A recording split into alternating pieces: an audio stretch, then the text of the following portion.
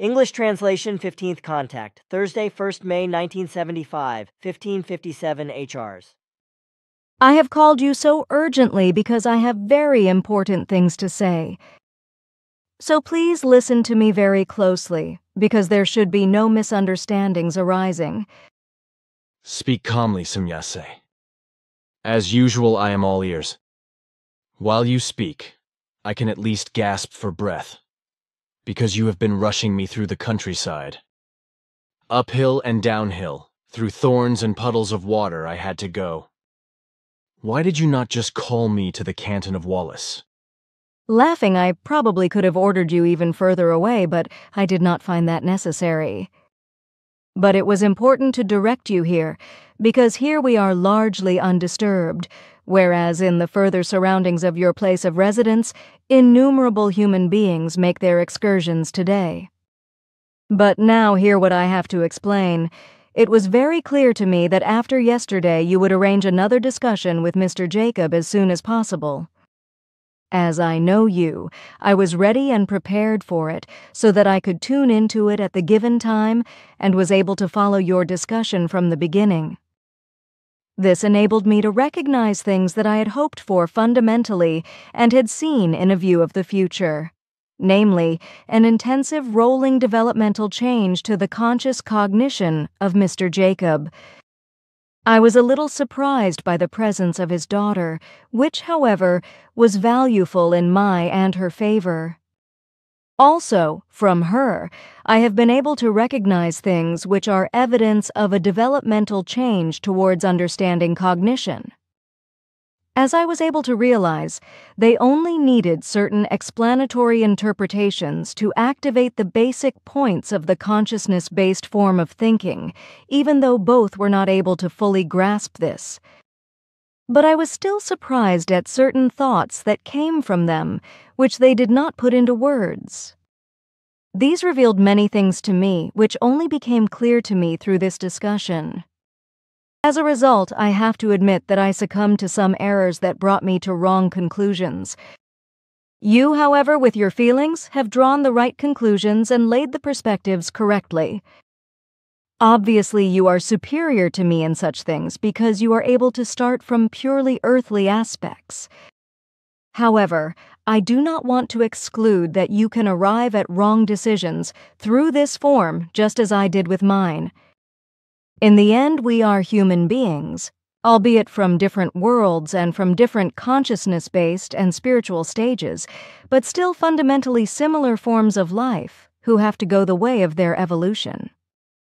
So this does not exclude that I also make errors which I ask your friends and acquaintances to understand.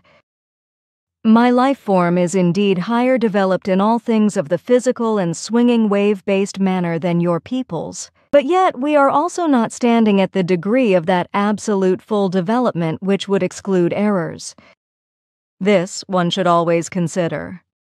We are really not those V-sin of absolute full development, as they are so gladly exploited by pseudo-contact persons for religious benefit, because these supposed V-sin of absolute full development are either cheating and power-grabbing creatures who want to bring the human beings of Earth under their harsh rule, which actually happens in a few cases, or they are quite simply pseudo-Weisen, who exist only in the imagination of the pseudo-contact persons.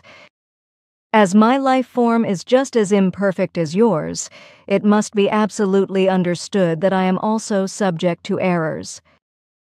Nevertheless, if I slip up in such things, then I name them openly and stand by them, for it would make no sense and be of no benefit if I were to cover them up or deny them. This would only redound to my own disadvantage. Therefore, I also expressly make the statement that I was really surprised and pleased about the changing things of consciousness-based cognition of Mr. Jacob and his daughter. But this does not preclude the future, as I explained. As I was only able to realize today, you have had cognizance of these things in the two human beings already for some time, which has spurred you to build up justified feelings in this regard in yourself. However, this was unknown to me until today, because otherwise I would have taken on things from your perspective. In the first place, however, I have to approach all things from a very objective side, without feelings, because that alone guarantees the finding of the truth. That has happened in this case now, too, whereby I am, in fact, subject to errors. I have left out of my attention, during the whole case, that you were able to study the human beings in question indeed more intensively than I, with my brief assessment impressions which, unfortunately, were not able to clarify everything for me. My error lies therein that I did not penetrate more deeply into the two, but merely gathered superficial assessments. This says to me that with the Earth humans, it is clearly and absolutely evident and necessary to penetrate deeper into him or her if certain things are to be analyzed. In this respect, we have to revise our regulations, whereby such errors will no longer occur. However, this cognition now also explains to us some other incidents of the same or similar kind, such as, for example, the incorrect actions with your friend who had conveyed the Talmud Emmanuel to you, as well as the incorrect action with the address naming of Mr. K. L. Veit. Fundamentally, these cognitions extend to your person, because through your feeling behavior, which you have built up from an intuitive knowledge, we became knowledgeable of these facts. For this merit, we pay you our thanks. That makes me feel like roses blooming in the middle of winter. You can be proud of it. How could I? I had not even known that I was summoning up your error detection. Also, it is not entirely clear to me how I actually brought this about. That is to say, that to some extent not all is clear to me. Surely, though, with time I will still come across the gist of the matter. Certainly, if you mean by your peculiar words that you will find the reason and truth. Exactly, that is what I mean. I thought that, for I slowly find my way in your often funny idioms. What do you mean funny? It is quite simply in. Just leave it be, because I still want to discuss important things. One of my realizations today was that it is better for you if I stay out of your concerns, for you yourself are better able to decide in this regard. Due to all the things that have happened, I have to change my relevant working manner, whereby I would like to utilize your help. But these things should only be discussed between us, and thus should not find expression in the reports. I agree. That is what I expected. I know now that it really is better if I leave the decision about your group members to you, so I will stay out of it. However, I would like to be of service to your group in other respects and help you in certain things, if it concerns interests which I can answer, if I am helpful to you with it. Regarding this help, I will come to it in a moment. Once I have discussed yet another point with you, according to my present findings, your group members lack in cognitions of how to grasp the spiritual and consciousness-based material. Although they are very willing to progress in a consciousness-based manner, they do not know the way of this progress. Therefore, in this regard, I would like to instruct you to take charge of them, especially in this respect. This part of the conscious evolution and its activation I am not able to explain better than you, because in this you are equal or even superior to my potential. Therefore, tackle this task by yourself, because it saves us long and laborious reports in this wise. But I would recommend you to record your explanations in audio, after which they should be written down, which you should do, by the way, with all your discussion conversations. Reveal the fundamental factors that enable the understanding of spiritual and consciousness-based recognition and work. This is very important for everyone. I will be very happy to do that, but I am amazed that suddenly everything has changed so much. You seem to have suddenly nixed your whole attitude. In a sense, you are right, but I already gave you the necessary explanations about it. Of course, but it seems to me that you are now willing to agree with me that simply every earnestly striving human being has the right to develop along those lines in which he or she simply is interested in. Sure, but I already had this knowledge before. But I already explained that the error therein lies in the fact that I merely gathered superficial assessments and did not penetrate deeper, because in every human being, certain secrets should be kept. Since this did not allow me to thus grasp everything, the mainly superficial impulses gave me erroneous impressions. So, by this you mean that these superficial impulses, as you call them, are able to cover up other things when they are still weakly developed? And with other words, this could also mean that these superficial impulses constitute the actual conscious thinking in material intellectual form, which are able to suppress the spiritual intellectual forms, and make them practically impalpable and unknowable when they are not yet as strong and formed as the material intellectual form. That is very aptly phrased, which I could not have done better. Well then, please correct me if I should say something which does not correspond to the facts. If I have understood you correctly, then you have penetrated into the now often mentioned persons only into their superficial consciousness, and have grasped their impressions there, whereby you have avoided, however, for explained reasons, to delve into also the deeper consciousness forms, which to my knowledge also anchor directly into the subconscious, where also all those secrets must be stored which you referred to as the sole property of the individual respective human being. If this is actually so, then I can absolutely understand that you had to fall victim to an erroneous belief. For my part, I find it namely absolutely logical that the superficial consciousness is able to deceive until a fact or a factor is anchored in the depths of the consciousness and in the subconsciousness as knowledge or as pseudo-knowledge. I simply find it illogical that you disregarded this factor. The consciousness is, after all, the actual regulating apparatus of knowledge creation, of the actual thinking process, while the subconscious then embodies the role of the registering computer. If therefore doubts lie in the consciousness and such thought processes predominate, then this must not necessarily run in conformity with the knowledge or the wishes of the subconscious, in which the spiritual form indeed also lies anchored, even if this only holds true in minimal form in connection with the memory banks. I do not have to correct you in any wise, quite the contrary. Your interpretations are extraordinarily correct and demand honor for you. If you find my mode of action illogical, then this also applies. Fundamentally, I proceeded from the false prerequisite in this case that actually illogical factors would make certain equally directed illogical combinations in the Earth human beings with the single-factor power. You talk as pompously, bombastically as the chief of the monkeys in the jungle. I do not understand that? By this I mean that no human being will understand your ramblings of bombastic speech, because everyone will pulverize their brains when they have broken their necks, wrenched their jaws, and bitten off their tongues with your last sentence. You once again have an idiom that packs a punch. But is the last sentence really that difficult to understand? For my part, I think I understand what you are trying to say, but as I said, I only think that is, I assume I know.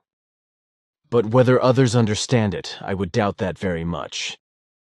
If you say, fundamentally, I proceeded from the false prerequisite, in this case, that illogical factors actually would make certain equally directed illogical combinations in the Earth, human beings, with a single power, then I would retranslate that back into a somewhat less swollen and understandable language. Fundamentally, I have proceeded from the false condition that the actual conscious thought of the Earth human being makes certain equally directed illogical forms and assumptions of the subconscious to a combination of factors of the consciousness, whereby a single equally directed power is created in respect of this, that the consciousness as a combination reflects exactly what this consciousness and the subconsciousness together have created together as thoughts. That is exactly what I have already said with my words, and moreover in a much shorter form. Wow, But no human being understands that, Simya-se.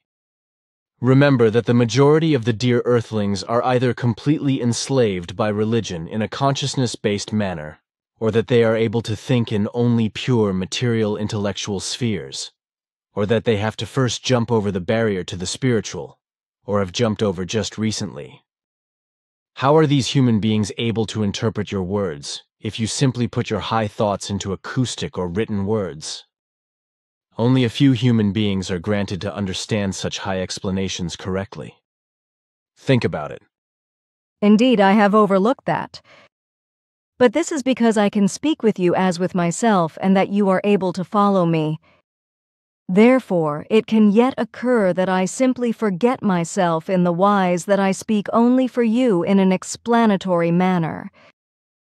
It is not a problem, because I can just wipe one out with the fence post every time. What? That is to say, I can draw your attention to it. Certainly that you can. But now I would like to give you an explanation regarding the help that I have already promised to your group. For this, however, I have to request of you to evaluate such help and also assistance of other kinds only with the group. There should be no non-group members let in on these things. I would like to request that everyone keep silence about such things.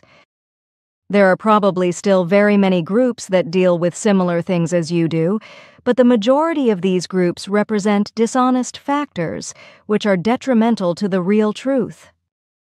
In many cases, they indulge in unbelievably illogical fantasies, which are devoid of all truth and reality. They live in false belief assumptions and false, eternally unprovable, lasting illusions, which are alien to all reality and truth. Among them or in them, though, are also many conscious and unconscious deceivers. You should beware of all of them, for they could be very dangerous to you. Their influence in certain authoritative circles is often very great, which would be good for themselves, but not for you. I would therefore like to determine in your interest that you may hand over contact reports and photos to outsiders, but not photo negatives, films, or slide positives. You should also sell the crystals and minerals only among group members or absolutely certain persons who agree with the cause, but never to persons who have an alien attitude towards your group or simply our cause. You shall give lectures and film slide lectures, but be extremely careful with the presentation materials. There are already certain current and future circles and persons who would like to get possession of the material at your disposal and who do not disregard even evil intrigues, lies, and calumnies for this purpose. Therefore, be very careful, for we cannot interfere in the matters if you were to cause yourselves trouble. But now I would like to come to talk about my help. Today, I have also followed one of your conversations with great interest that dealt with astral traveling, as you call it. First of all, I would like to point out to you that since time, immemorial innumerable human beings have always claimed that they experience such wanderings or journeys, or to have carried them out by their own release of power or use of power. However, it is recommended to you to treat such assertions with the very utmost caution, because among 1,000 such assertions only 2 or 3 are found that stand up to all examinations, and that must be referred to as genuine, in which, however, everything behaves differently than what comes forth from the assertions. A very large, yes indeed, the largest percentage of such assertions are based thus on malicious deception and on just as malicious conscious lies. Another smaller percentage is based on unconscious lies, as you have already correctly recognized yourself. Such lies are based on fanaticism, delusion or self-deception, etc., because by the self-persuasion of the person in question, he or she would make an astral journey, or that he or she has made one. He or she suggests this to himself or herself for such a long time until it becomes a fixed idea and an illusion. As a result, the sense for reality is lost, and the person in question actually believes that astral traveling is performed. If he or she then asserts this, then he or she lies unconsciously.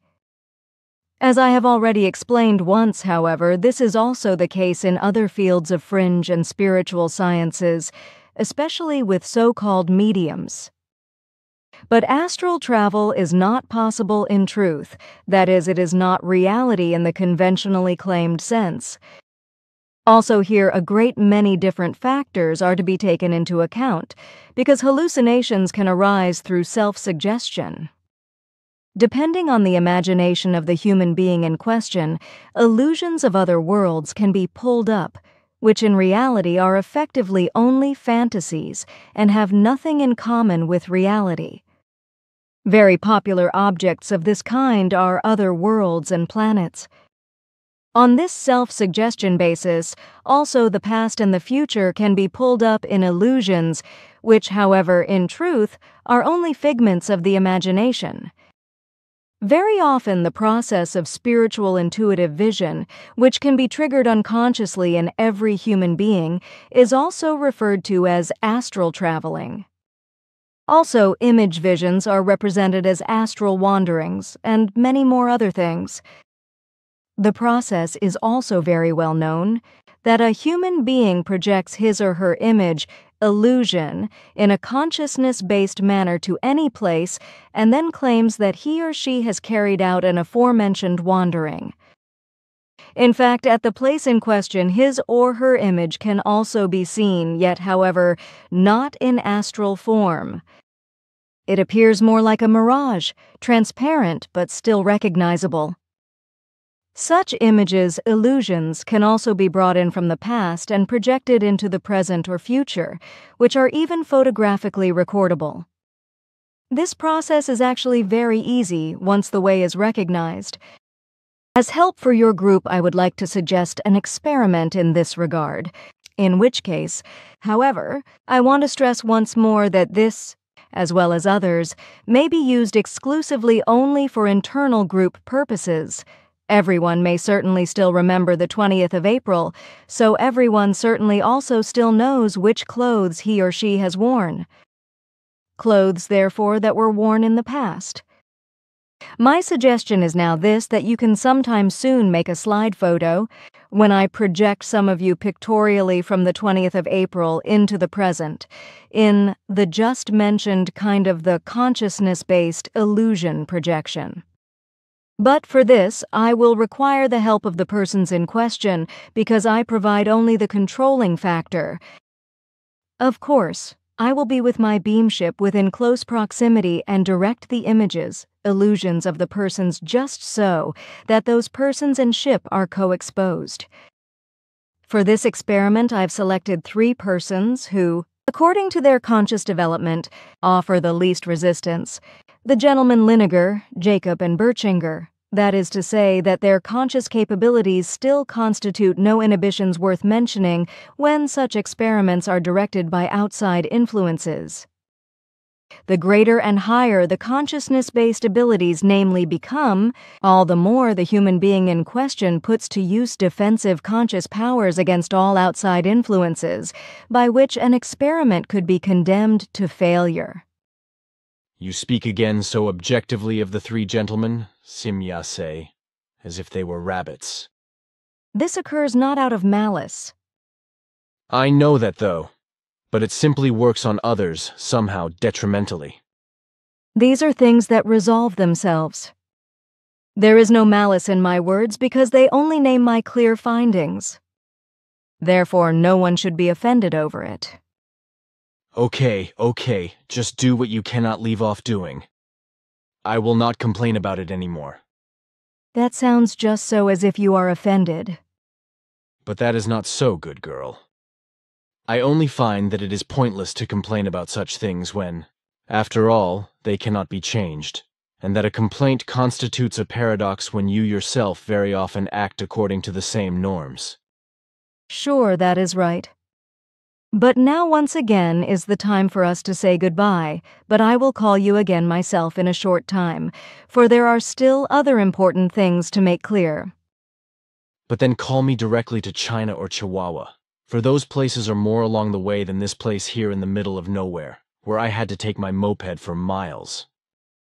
Can it also be the South Pole or the North Pole? According to your volition, Simyase, only it is a bit miserably cold there, which I just do not like very much. Then I will find something suitable elsewhere to get you moving.